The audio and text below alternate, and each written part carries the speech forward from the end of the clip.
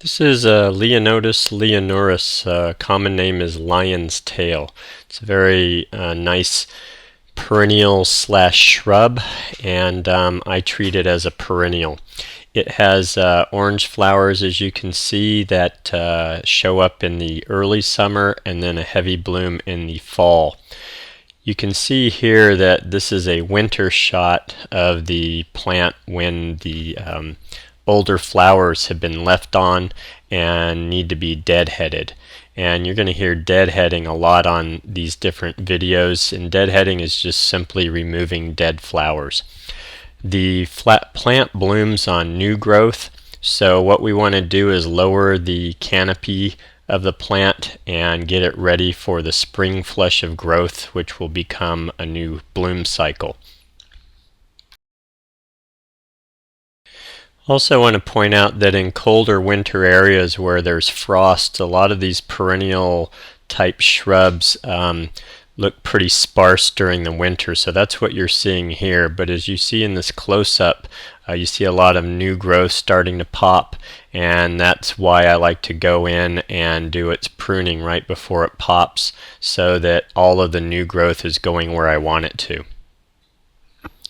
These plants end up being around 4 to 4.5 feet high, so when I do a deadheading, I like to cut them down to about 30 inches to 36 inches, and then when they push back up, they'll end up at that 4 to 4.5 foot height. So you see me cutting below the dead heads, but also you see me trying to do it different heights. Some of them are down as low as 2 feet, and some of them are up around 3 feet high. I do this so that you get a more regular or natural looking appearance to the plant, and so it doesn't look so shaved off on top.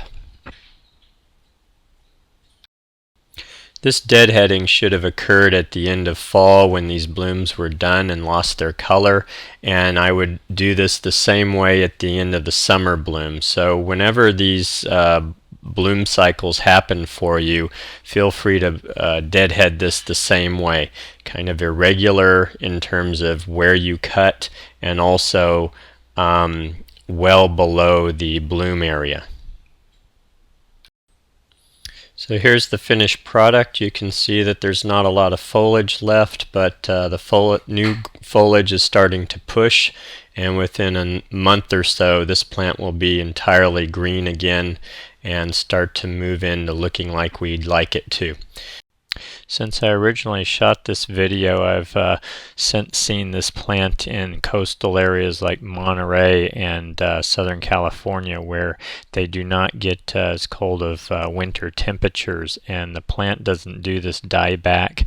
Matter of fact, it looks more like this photo you see here, where it's nice and green all year long, and it gets much larger. I saw the plant as high as 6 feet tall. So just follow the deadheading instructions in terms of where and how to cut, and then once it's done a bloom, hit it with some fertilizer to encourage the next round of bloom.